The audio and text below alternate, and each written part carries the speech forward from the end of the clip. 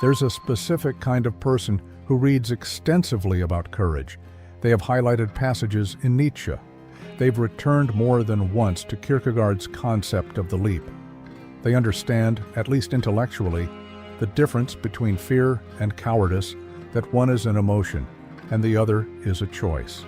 They can hold a nuanced conversation about Frankl's idea of meaning, and about how the space between stimulus and response is where human freedom actually lives. They could probably lecture on the subject, and they are still waiting. Not waiting for information, they don't need more of that. Not waiting for circumstances to align in some way that would make the move feel clean. That's what they tell themselves, but that's not quite it either. What they're actually waiting for, and this is the thing you may have spent years refusing to see clearly, is waiting for the version of themselves that would not be frightened. They're waiting for the feeling to arrive that makes the action feel earned, justified, and safe. That feeling doesn't come before the action. It never has. It never will. This script is not going to tell you what to do. You already know what to do. What it's going to do is take apart the story you've been telling yourself about why you haven't done it. The story that goes by the name of responsibility, of prudence, of the timing isn't right yet. Because that story is extraordinarily sophisticated, and it has been working for years, and it deserves to be examined with the same seriousness it has been constructed. Albert Camus spent most of his philosophical life trying to identify what he called the fundamental question of philosophy. Not the question of truth or meaning or morality, but the question of whether, given the apparent meaninglessness of existence, a person should continue living. He concluded roughly that suicide is a capitulation to the absurd, a refusal to engage with life on its actual terms. What he did not spell out as explicitly, but what follows from the entire logic of his position, is that there is a second, quieter form of the same capitulation. You can choose not to die and still choose not to live. You can remain technically present while withholding yourself from anything that would genuinely cost you something. Camus called the alternative to both forms of withdrawal rebellion, not a rebellion against anything external, but a rebellion against the temptation to resolve the tension. The rebel does not wait for conditions to be favorable. The rebel does not wait for the universe to signal that the risk is acceptable. The rebel moves in full awareness that nothing is guaranteed, that the outcome is unknown, and that moving anyway is precisely the point. What you're doing, if you're the person I'm describing, is not rebellion. It's a form of suspension. It looks like contemplation. It feels like wisdom. It is a very elegant way of never being wrong, because you never fully commit to anything that could fail. Søren Kierkegaard had a concept he called the aesthetic stage of existence, which is what most people live in without realizing it. The aesthetic stage is not about beauty or sensation in the shallow sense. It's about maintaining optionality. The person in the aesthetic stage of existence keeps all possibilities open, because the moment you choose one thing, you have foreclosed on all the others. You have committed. You have become someone who chose, which means you can be evaluated, judged, and found wanting. The leap, Kierkegaard's famous leap, is not specifically about faith, though he used theological language to describe it. The leap is the decision to accept the irreversibility of a commitment before you know what the outcome will be. It is the decision to become a specific person, with a specific set of consequences, and to stop treating your life as a space of pure potential that has not yet been organized into something real. The person who knows what they want and cannot move is almost always trapped in the aesthetic stage. And what makes this trap so effective is that it resembles virtue.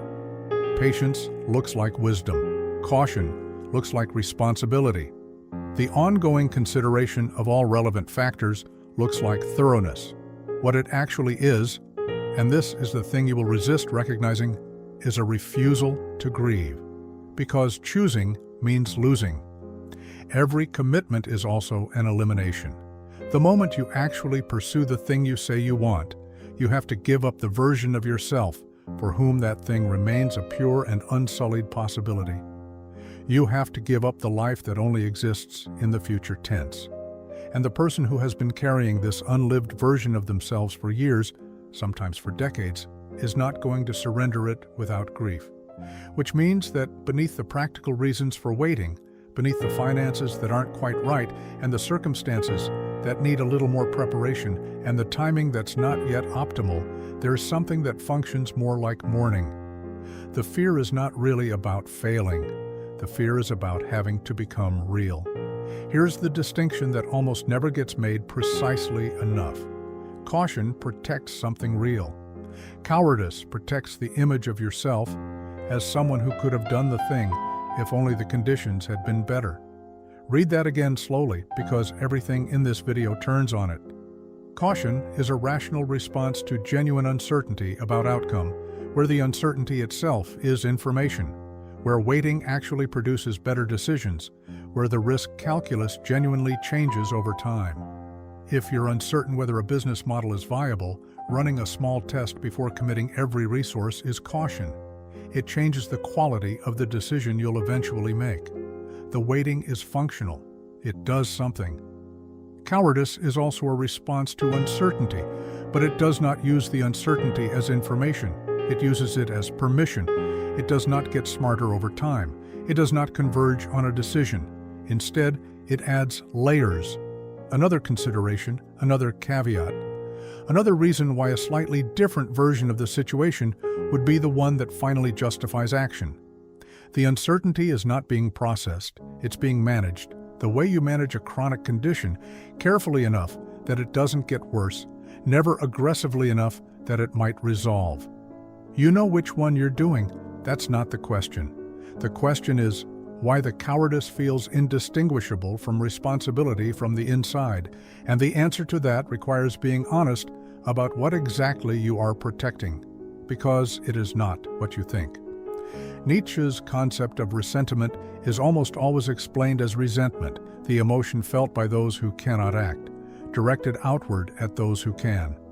But the more precise formulation is this: ressentiment is what happens when the inability to act is transformed into a moral position. It is the psychological process by which powerlessness becomes virtue, by which waiting becomes wisdom, by which the person who has not acted constructs an elaborate internal justification for why their inaction is, in fact, the superior response. This is not a character flaw in the ordinary sense. Nietzsche saw it as almost inevitable in people with genuine sensitivity and genuine aspiration who find themselves blocked, whether by circumstance, by fear, or by the 1,000 practical considerations that any intelligent person can generate at will. The intelligence does not help. The intelligence is part of the mechanism. It is the intelligence that builds the case. It is the intelligence that keeps finding one more reason why the timing is not quite right. What ressentiment produces, in its most refined form, is a person who has converted the fact of not having done the thing into evidence that they are the kind of person who does not do things carelessly. The caution becomes a badge. The delay becomes discernment. And other people who have moved, who have committed, who have failed, who have tried things that didn't work and tried other things and kept going, these people are subtly, often unconsciously, categorized as reckless, as lacking the sensitivity and seriousness that a genuine understanding of the stakes would have produced. This is the most important thing Nietzsche noticed about this particular psychology. It does not feel like resentment from the inside. It feels like standards. It feels like integrity.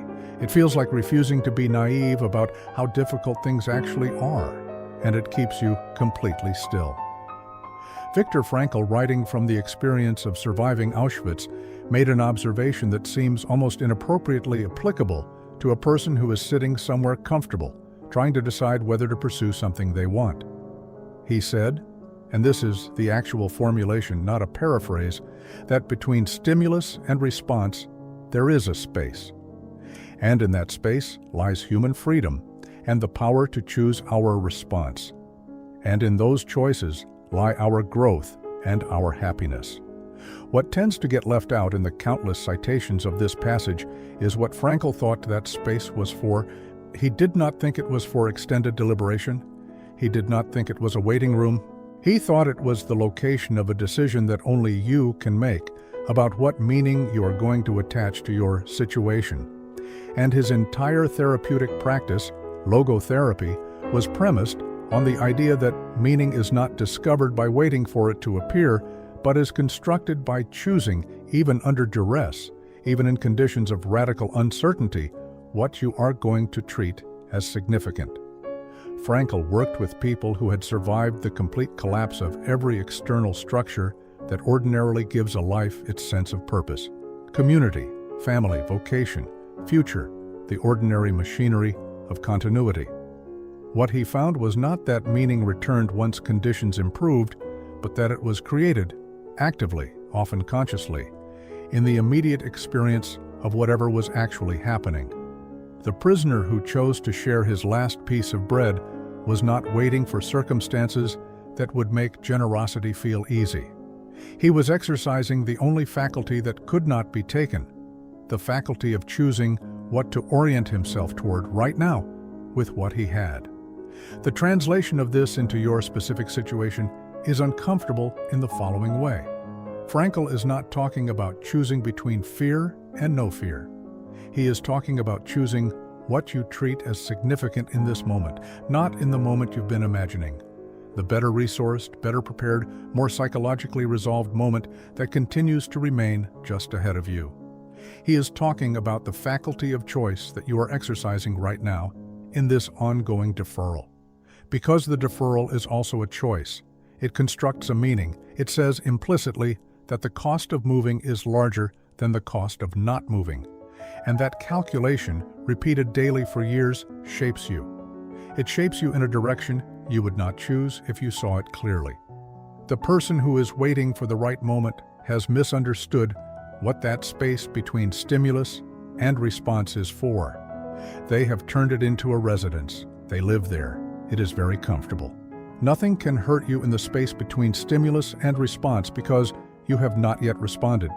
You are still free, in a technical sense, to do anything. The problem is that staying in that space indefinitely is itself a choice.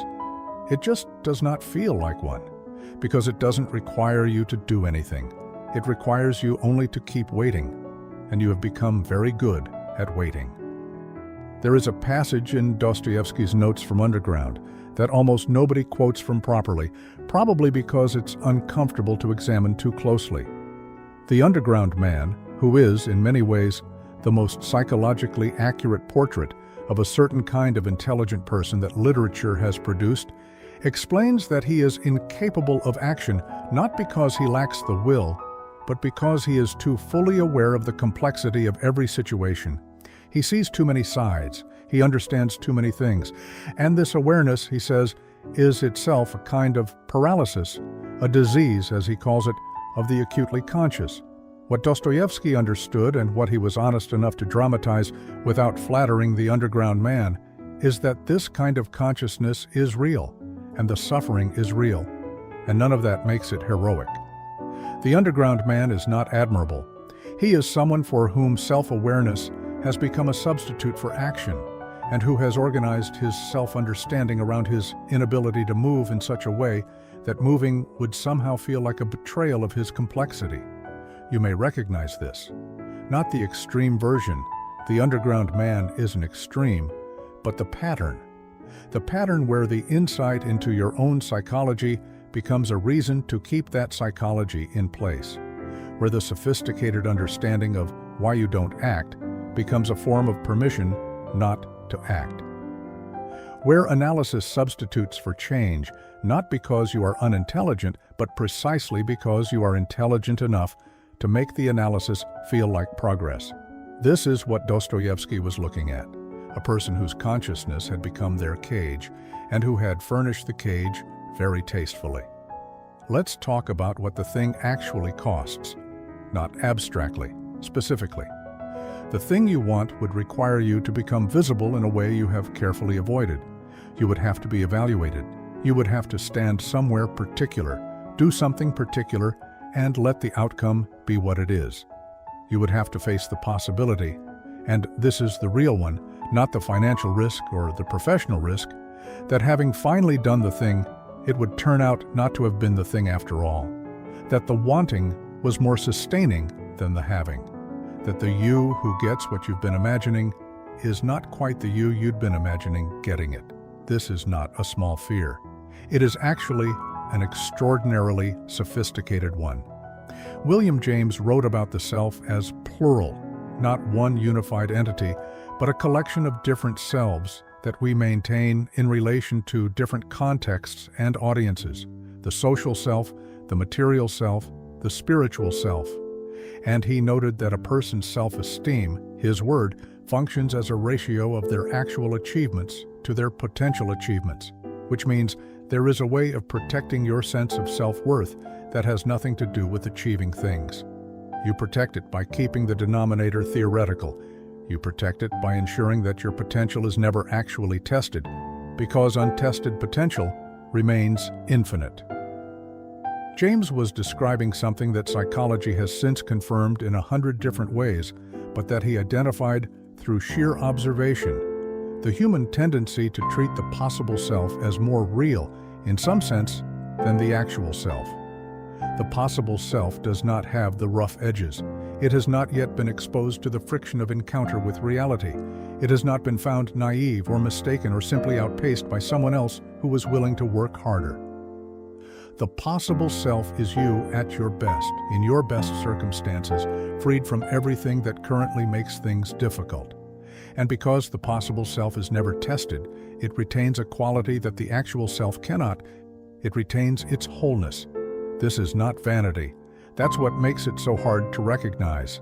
It's not about pride. It's about something closer to survival. The preservation of a core image of yourself as someone who has not yet been diminished by the gap between what you imagined and what you produced. Failing is not the only way to be diminished. The subtler diminishment is in the trying, in the specific, unglamorous experience of being a beginner at something you thought you would be naturally suited for, of encountering the 1,000 small incompetencies that accompany any real engagement with a real skill in a real domain. The possible self is exempt from those encounters, and you have been, perhaps without realizing it, choosing that exemption. The person who has spent years knowing what they want and not pursuing it has not failed. That's the point. They have maintained a ratio that cannot disappoint them. They are, in a measurable sense, protecting something real, the image of themselves as someone whose capabilities have not yet been put to the definitive test. And the tragedy, James does not call it a tragedy, but it is that this protection is indistinguishable from self-respect, from the outside, and sometimes from the inside too. Now, here is where it gets more complicated than you may have anticipated. The obstacle is not the fear. You know this already.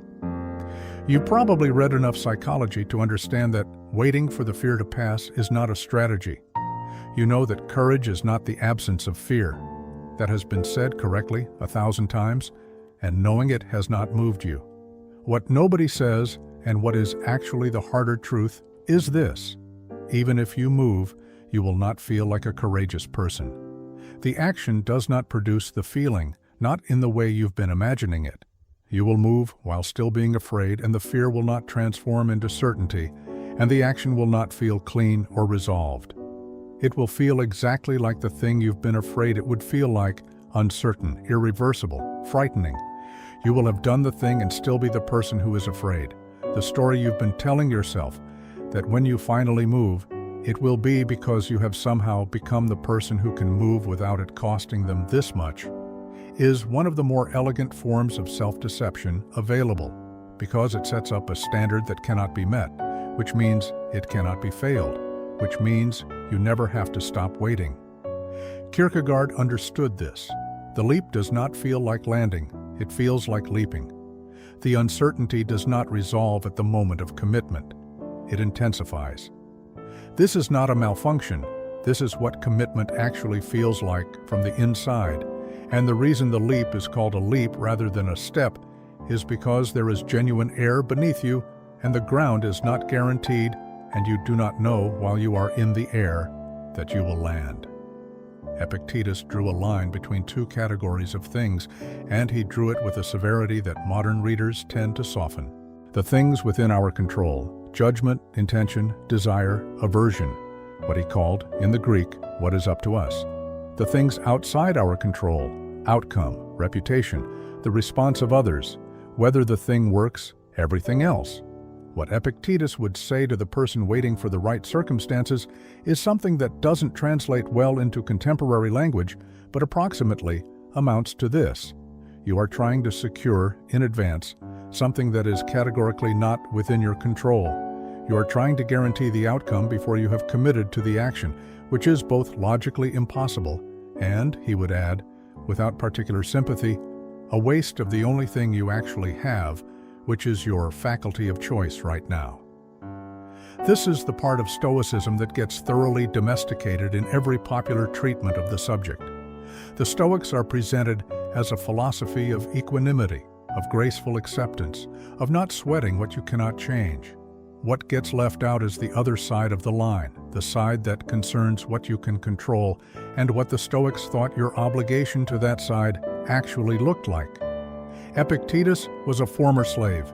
He lived inside one of the most extreme examples of having no control over external circumstances that history affords.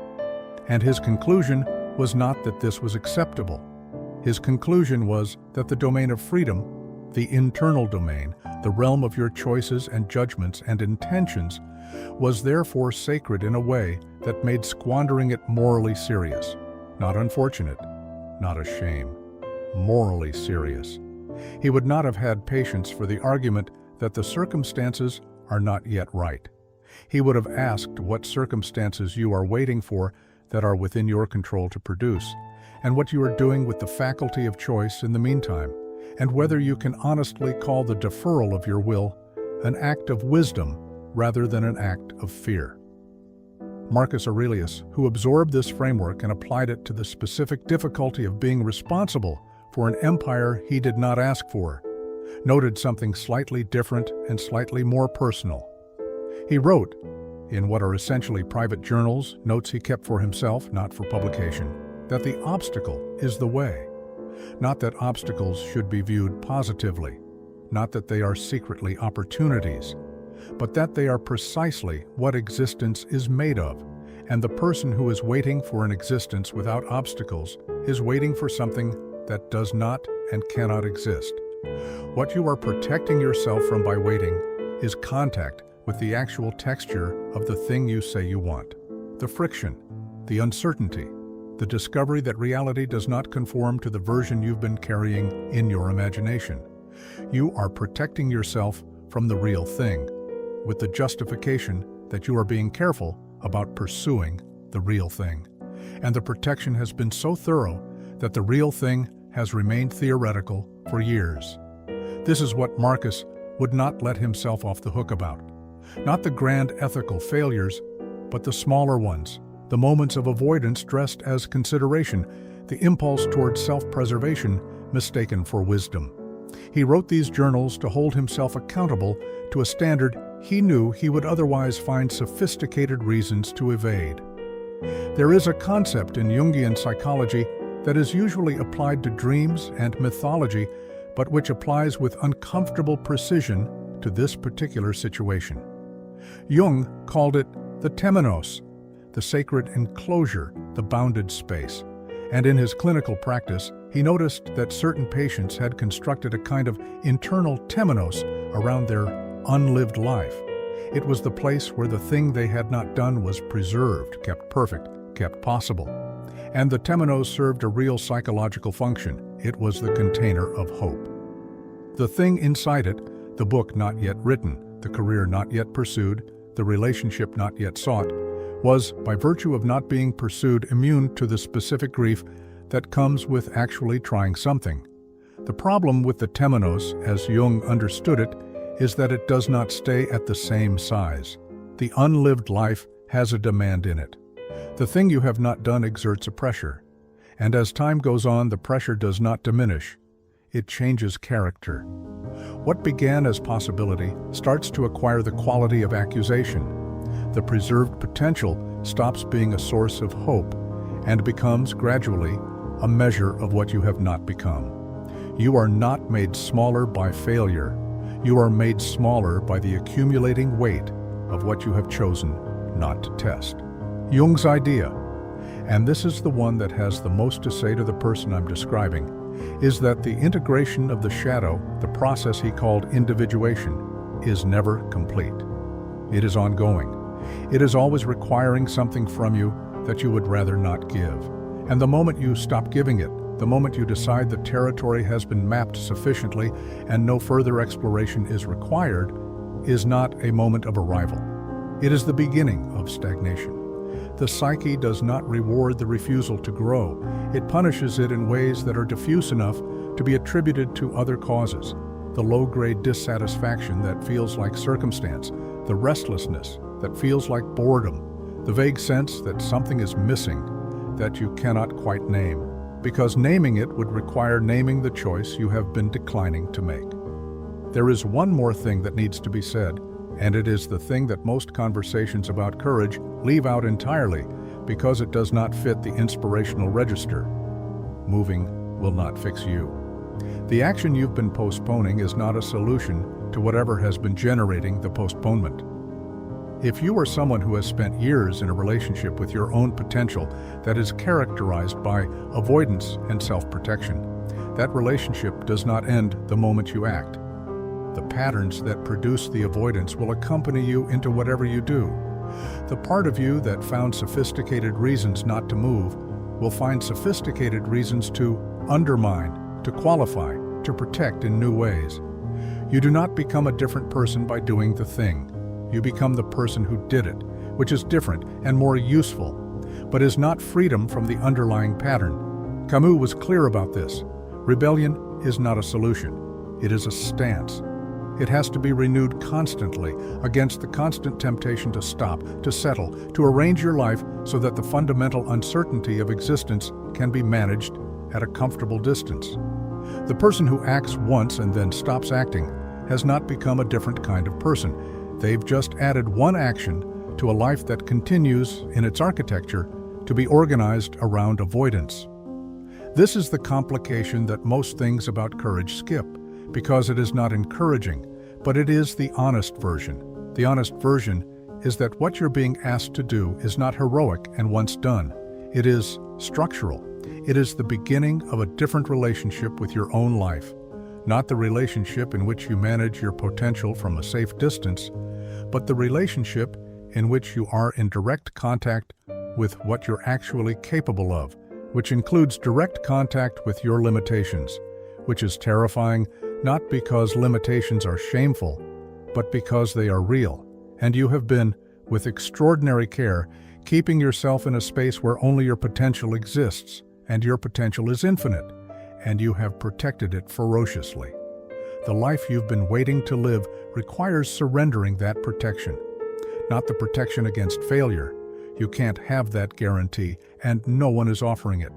The protection against being real. The protection that the unlived life provides, where everything is still possible and nothing has yet been decided, and you are still, in some theoretical sense, capable of anything.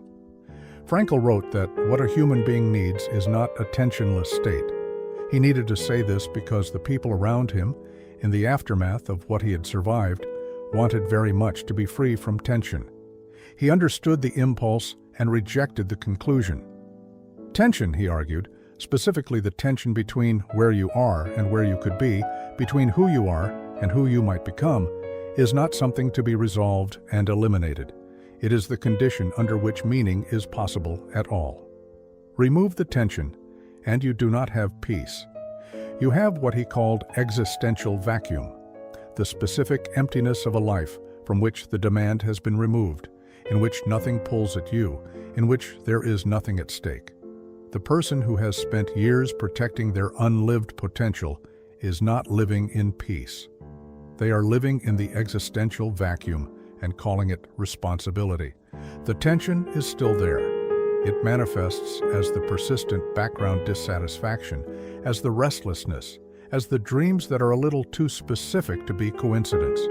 The tension is still there because the soul, or whatever you want to call the part of you that registered the possibility in the first place, is not fooled by the management strategy. It knows what you have not done. It keeps an account. You know this.